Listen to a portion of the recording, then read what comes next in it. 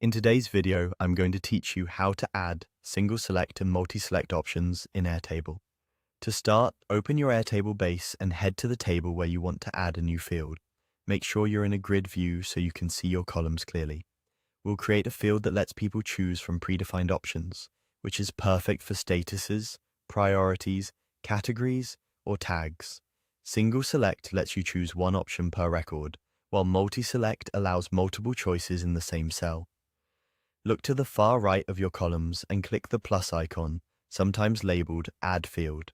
This opens the field configuration panel. If you don't see it, scroll horizontally to the end of your table. You can also create fields between existing columns by clicking the small plus that appears when you hover near column dividers. From the field type list, choose Single Select. This is great when you need exactly one value per record, like one status at a time.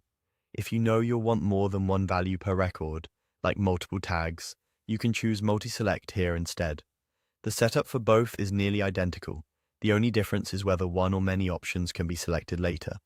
Next, give your field a clear, descriptive name. Short, consistent names work best because they show up across your views, filters, and forms.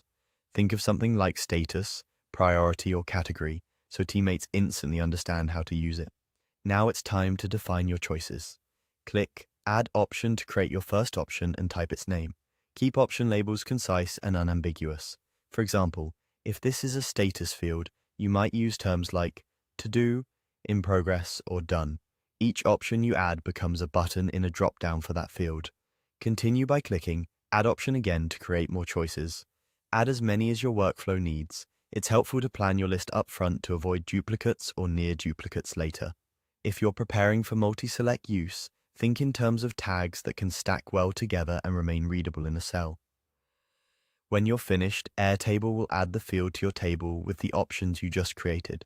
From now on, each cell in that column will display a drop-down.